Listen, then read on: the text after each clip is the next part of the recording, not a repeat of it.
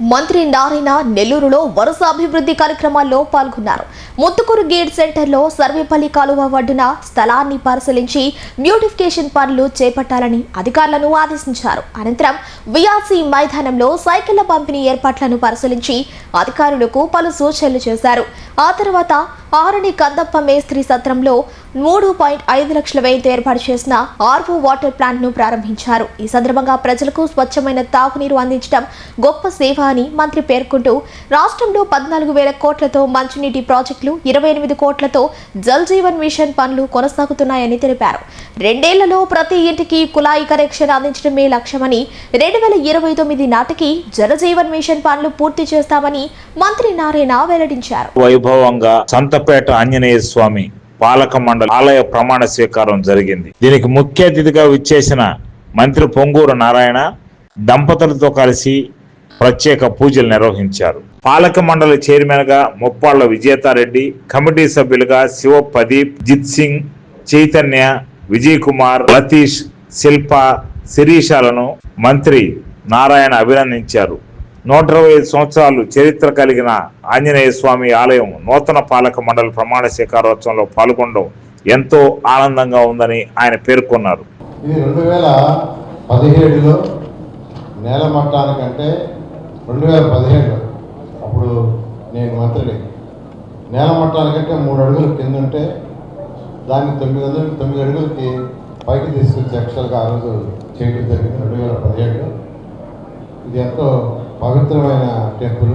ఇక్కడ ఈ టెంపుల్ తీసుకుంటే 1891లో ఆలయ నిత్య నైవేద్యాల కోసం రంగారావు గారు భూదానం చేశారు.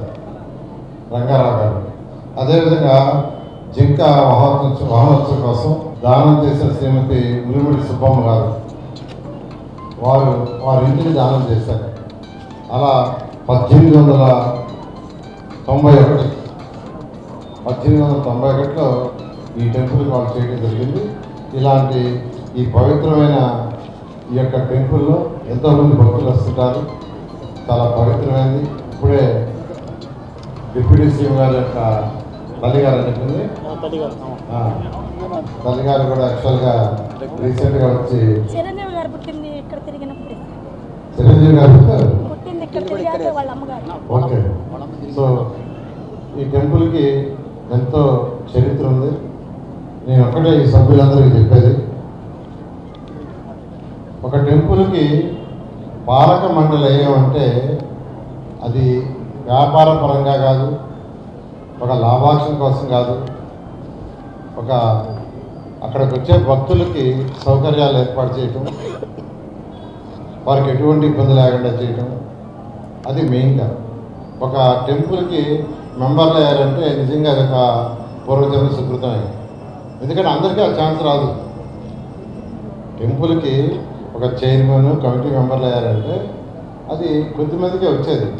అటువంటి వచ్చిన అవకాశాన్ని నేను సభ్యులందరూ రిక్వెస్ట్ చేసేది ఏంటంటే ఈ టెంపుల్ని ఇంకా బాగా డెవలప్ చేయాలని, ఇక్కడ జరిగే ప్రతి మంగళవారం జరిగే పల్లకి సేవకు కానీ, శ్రీరామనవమి సందర్భంగా జరిగే 9 రోజుల బ్రహ్మోత్సవాలు కానీ, హనుమాన్ జయంతి కానీ, చైత్ర శుద్ధ పౌర్ణమి రథోత్సవానికి వచ్చే భక్తులు, ఈ కార్యక్రమాలు జరిగే భక్తులకు ఎటువంటి అసౌకర్యాలు లేకుండా వాళ్ళందరికీ సౌకర్యంగా ఉండేది చేయాలని అందరినీ కోరుకుంటున్నారు. జనరల్గా ఆంజనేయ స్వామి అంటే ధైర్యం. ఎవరైనా భయపడేవాడు ఉంటే ఫస్ట్ ఆంజనేయ స్వామిని ప్రార్థించుకుంటారు, ఆంజనేయ స్వామి భజన చేస్తారు. అలాంటి పవిత్రమైన ఈ టెంపుల్ని ఇంకా డెవలప్ చేయాలని, భక్తులకి అన్ని విధాల సౌకర్యాలు కలిగించాలని, మీరు మంచి పేరు తెచ్చుకోవాలని మనస్ఫూర్తిగా కోరుకుంటూ ఈరోజు నాకు ఇటువంటి గొప్ప అవకాశాన్ని కల్పించినటువంటి నారాయణ గారికి నేను ప్రత్యేకంగా కృతజ్ఞతలు తెలియజేసుకుంటున్నాను. ఎందుకంటే ఇప్పుడే చెప్పాను సార్,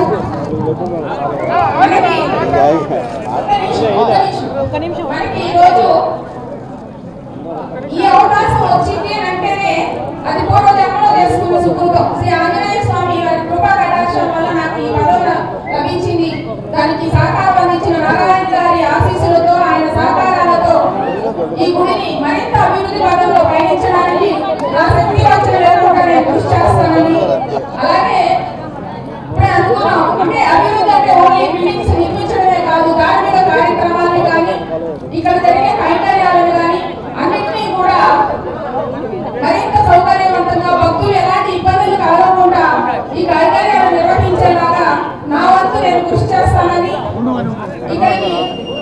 కార్యక్రమాన్ని ఇంత దిగ్విజయంగా చేసిన వెనక నుండి ఈ కార్యక్రమానికి అహర్నిశలు శ్రమపడిన గిరి గారికి, శ్రీ శ్రీనివాసులు గారికి, విజయభాస్కర్ రెడ్డి గారికి ప్రత్యేకంగా ధన్యవాదాలు తెలియజేస్తున్నాను.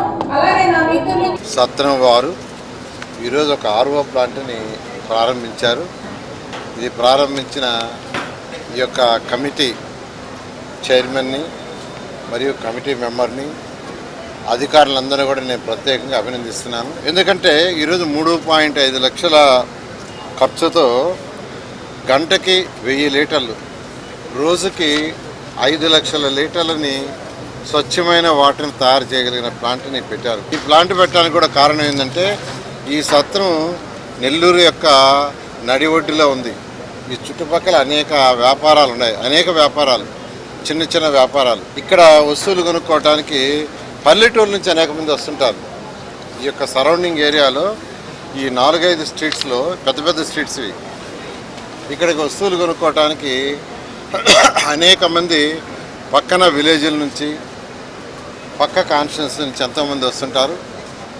అంతేకాకుండా ఇక్కడ ఒక కనికల హాస్పిటల్ ఒకటి ఉంటాం. ఆ రోజుల్లో ఈ యొక్క అరణి కందప్ప గారు వారికి ఇక్కడెక్కడైతే హాస్పిటల్కి వస్తున్నారో వాళ్ళు ఇబ్బంది పడకూడదని ఇక్కడ వారు కొన్ని సత్రాలు కట్టి, కొన్ని రూములు కట్టి వాళ్ళకి ఇబ్బంది లేకుండా చేశారు. అలాంటిది 1971 వరకు వారి ట్రస్ట్ ఆధ్వర్యంలో ఉండింది. 1972లో ఇది ఎండోమెంట్ డిపార్ట్మెంట్లో విలీనం చేసి ఈరోజు ప్రభుత్వం, ఎన్డీఏ ప్రభుత్వం యాక్చువల్గా దీన్ని ముందుకు తీసుకుపోతుంది. ఆ కార్యక్రమంలో ఈరోజు వీరు ఎంత మంచి పని, ఇది చాలా మంచి పని. ఎందుకంటే మనుషుల యొక్క ఆరోగ్యం సగం తినే తిండి, తాగే నీరుని బట్టి ఉంటుంది. తాగే నీరు స్వచ్ఛమై, తినే తిండి స్వచ్ఛమైంది అయితే ఎటువంటి జబ్బులు రావు. గవర్నర్ ముఖ్యమంత్రి గారు అయితే దాని మీద స్పెషల్ డ్రైవ్ చేస్తూ ఈరోజు డిప్యూటీ సీఎం గారు కావచ్చు, సీఎం గారు కావచ్చు, డ్రింకింగ్ వాటర్కి 2029 నాటికి ఈ రాష్ట్రంలో ఉన్న ప్రతి ఇంటికి ట్యాప్ కనెక్షన్ ఉండాలి. ఆ ట్యాప్ కనెక్షన్ కూడా ఎక్కడదంటే ట్రీట్ చేసిన వాటర్, అది కూడా ఎక్కడదంటే సర్ఫేస్ నుంచి వాటర్ డ్రా చేయాలా. ఆ విధంగా ఆదేశిస్తే ఈరోజు అటు కేంద్ర ప్రభుత్వం, రాష్ట్ర ప్రభుత్వం కలిసి అనేక ప్రాజెక్టులు తీసుకొచ్చినాయి. నా మున్సిపల్ కార్పొరేషన్లో అయితే ఈరోజు AIB, Asian infrastructure investment bank, Amrut 2.0, Amrut 2.1, మళ్ళీ యుఐడిఎఫ్ 1, యుఐడిఎఫ్ 2, వీటి ద్వారా 14,000 కోట్ల రూపాయలు వాటర్ వర్క్స్ స్టార్ట్ అయినాయి. ఈ 14 కోట్లతో వాటర్ వర్క్స్ అయితే 2029కి ప్రతి ఇంటికి ట్యాప్ కనెక్షన్ ఉంటుంది.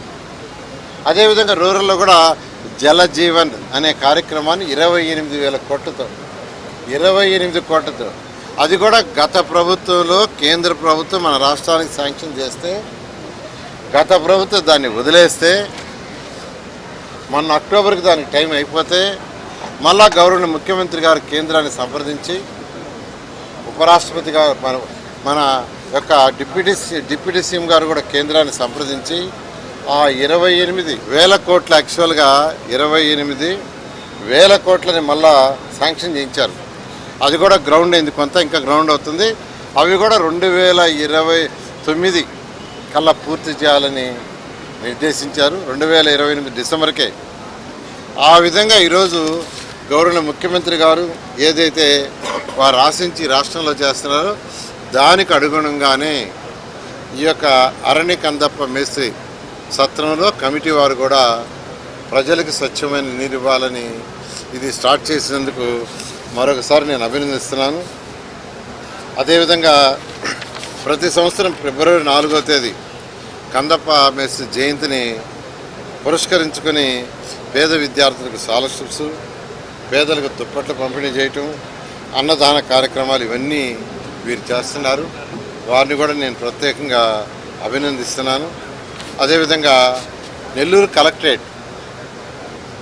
కలెక్టరేట్ నిర్మాణంలో తన ప్రతిభను చూపించి ఈ కందప్ప మేస్త్రి ఆంగ్లేయుల యొక్క ప్రశంసను పొందాడు. అలాంటి వ్యక్తి కందప్ప మేస్త్రి. చిన్నప్పుడు రాజకీయాల్లో చాలా యాక్టివ్గా ఉన్నప్పుడు అనేక సందర్భాల్లో ఈ అరణి కందప్ప మేస్త్రి సత్రంలో కూడా పార్టీ సమావేశాలు, అదేవిధంగా కార్యాలు కూడా అనేకటికి హాజరయ్యాము. ఆ రోజు ఆయన చాలా ముందు చూపుతోటి బయట నుంచి ఎవరైనా ఈ క్లినికల్ హాస్పిటల్లో రోగులు ఎవరైనా వస్తే వారికి సేవ చేయడం కోసం ఈ సత్రం నిర్మాణం జరగడం, అదేవిధంగా ఉచిత గదులు ఏర్పాటు చేయడం, ఉచిత మంచినీటి వసతిని ఏర్పాటు చేయడము చాలా గొప్ప విషయం. దాన్ని ఆ యొక్క ఆనవాయితీని కొనసాగించడం కోసం ఈరోజు మంత్రి గారి ఆధ్వర్యంలో ఇక్కడ 1000 లీటర్ల మంచినీటిని సరఫరా చేస్తున్నామని కూడా ఆర్గనైజర్స్ చెప్తున్నారు. ఈ సందర్భంగా దేశంలో ఈరోజు పెద్ద ఎత్తున నరేంద్ర మోడీ గారి నాయకత్వంలో, ముఖ్యమంత్రి చంద్రబాబు నాయుడు గారి నాయకత్వంలో ప్రతి ఒక్కరికి పరిశుభ్రమైన నీరు అందాలా, అందుకోసం జేజేఎంఎన్ జల్ జీవన్ మిషన్ ప్రతి ఇంటికి పరిశుభ్రమైన నీరు అందించే కార్యక్రమం, అదేవిధంగా పబ్లిక్ కూడా ఎటువంటి ఇబ్బంది లేకుండా పరిశుభ్రమైన నీరుని అందించడం కోసం చేస్తున్న రాష్ట్ర ప్రభుత్వ కృషికి ప్రత్యేకంగా మంత్రి నారాయణ గారి నియోజకవర్గంలో ఇటువంటి గొప్ప పనులు జరగడం చాలా గొప్ప విషయం. వారిని మరొకసారి నేను హృదయపూర్వకంగా అభినందిస్తున్నాను. Narayana educational institutions Nellore NEET 2025లో కేవలం నెల్లూరు నారాయణ మెడికల్ అకాడమీ నుండి జాతీయ స్థాయి ఓపెన్ కేటగిరీలో 1000 లోపు 9 ర్యాంకులు సాధించడంతో పాటు 397కు పైగా మెడికల్ సీట్లు సాధించి మరే ఇతర విద్యా సంస్థలు అందించలేని ఉత్తమ ఫలితాలు అందిపుచ్చుకున్నారు. నీట్ లాంగ్ టర్మ్ బ్యాచ్ కు జూలై 13 నుండి క్లాసులు ప్రారంభం. సంప్రదించండి నెల్లూరు నారాయణ మెడికల్ అకాడమీ.